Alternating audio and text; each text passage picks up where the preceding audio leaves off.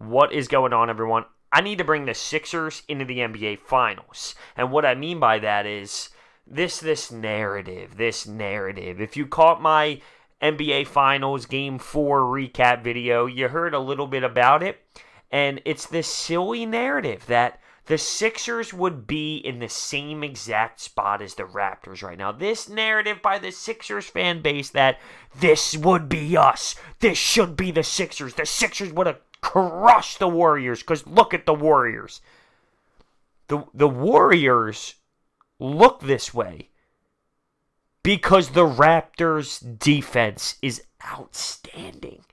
The Raptors' defense is way better than the Sixers' defense. I just don't get this mindset that we would have. You're just, first off, you're just skipping an entire series as if it's a lock no-brainer that we would have beaten the Bucks. Well, before this series started, how many of you said it was a lock no-brainer that the Golden State Warriors were going to beat the Toronto Raptors?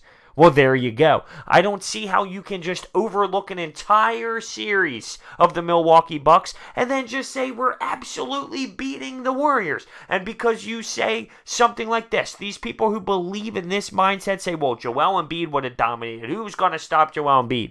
You mean the guy that had one good playoff game when it mattered? One good game against the Toronto Raptors and then had a sickness, had a stomach flu, had a knee problem? That guy, he's just automatically going to have the most aggressive NBA Finals ever and dominate the Warriors and dominate DeMarcus Cousins? Why? Why would the switch have automatically flipped? Listen, I love the 76ers. I do. I love them. They're a good team. They absolutely gave the Raptors the best run for their money. You can't deny that. They battled with them. And I appreciate that. And I do respect the Sixers and the hustle and everything they put in, even though they came up just short to the Raptors. I can't just sit here today, though, and say because the Raptors are beating the Warriors and because the Warriors are a little banged up and having a tough time that, well, if the Sixers played them, it would have been the same thing. How? Why were the Raptors so successful yesterday night? Serge Ibaka came off the bench and gave you 20 points in 22 minutes, right? On top of Marc Gasol and his physical presence. Who's doing that for the Sixers?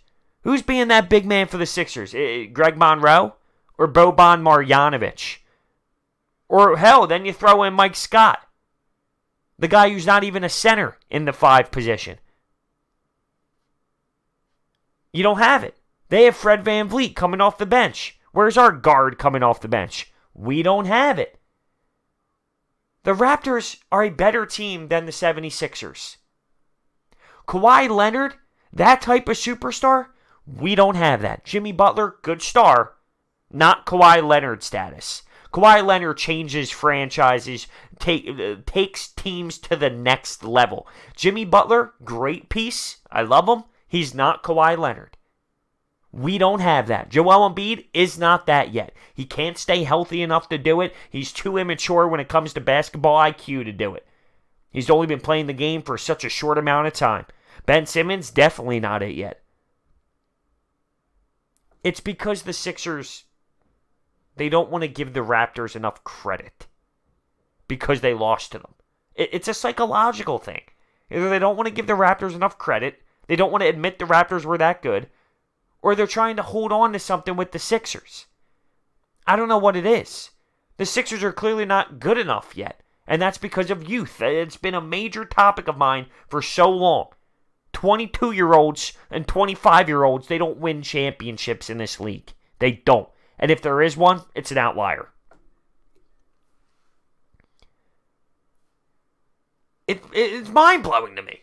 It's mind-blowing to me how everything would have changed and somehow the Sixers were just this team with zero flaws that lost on a 4-bouncer. And we would have beaten every team in our way. It's just not true. People forget because it's been a little bit of time now since the Sixers played. We had flaws. We weren't the best defending the perimeter. We weren't the best at defending guards. I can't compare regular season to postseason play because everything shrinks half-court offenses and everything. It changes it all. So I was going to use the argument, well, we look at all the guards that we let go off during the regular season. Spencer Dinwiddie and all these random-ass guards that aren't good in this league because of our defense and our guard play when it comes to defense. And then I think of Steph Curry and Klay Thompson. But everything changes, and during a 7-game series, we could have done something ridiculous and put Ben on Klay and have Jimmy on Steph. And, I mean, it could have changed everything. I can't say because our guard play at times during the regular season were a big different, would have been, the only reason why we wouldn't have been able to have success in the finals if we were to make it. I'm not saying that. My point is, it's not logical to just say it would happen. You can't just say that. I mean, sure, you can. One, there's no way to prove it, so it's kind of an irrelevant conversation because it doesn't change anything. So, it's just not logical. You can't change it. You don't know. You're just saying it. At the end of the day, what this Raptors team is doing is awesome. It's awesome. And it's because there are fans out there that don't want to see the team that beat them succeed. There's a little bit of hatred towards the Raptors. And I get it. I mean, I'm human. I'm a human being. As much as I'm enjoying this, when I watch the Raptors, of course it comes up in my mind. How can it not? It was a big moment for the Sixers and whatnot. Of course it comes into my mind. I can put it behind me, though. I can put it behind me and still enjoy the sport of basketball and then turn the bias off. The Sixers are not as good as the Raptors. They don't have that guy. It goes a lot farther than just Game 7 in that series. Good teams close games out. We had a chance in Game 4 to go up 3-1. We didn't. We did not. Let's see what the Raptors do to go into Game 5. They have a chance to close out the series at home. Let's see if they do.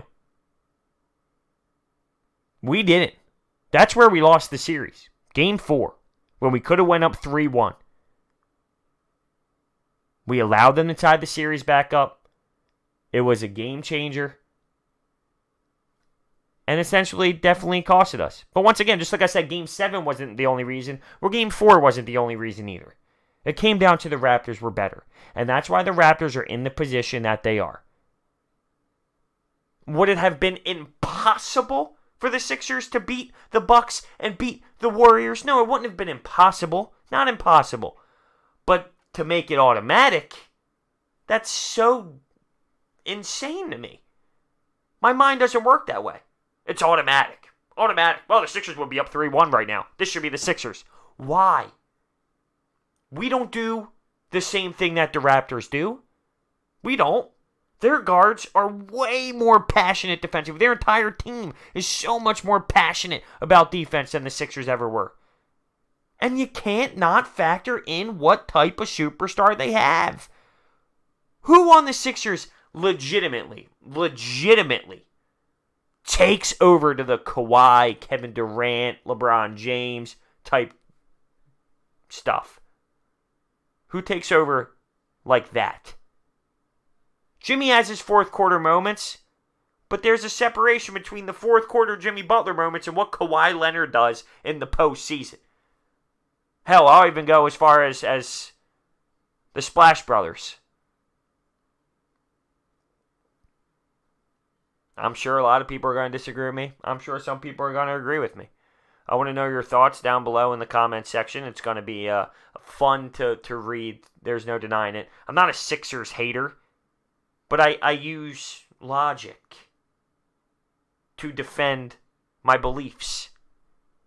And logic tells me you can't just assume the Sixers would be there. We're a different team than the Raptors. Just because the Raptors are doing it doesn't mean we would. They bring different things to the table. They have a different bench. They have a different star. They have a different starting five. They have shooters that can knock down shots in their starting five. Do we have that? I don't know if we do. I don't know if we do. Not to the level that they can create offense in half-court sets. We can't create offense in half-court sets like they do. And it starts with Ben Simmons. So once again, it ties into the fact that our stars are not ready yet. It's so simple. It's so simple. It is. The Sixers organization revolves around one man. Well, two. But Ben Simmons is what it comes down to. I'm curious to hear your thoughts. Thanks for watching. See you next time.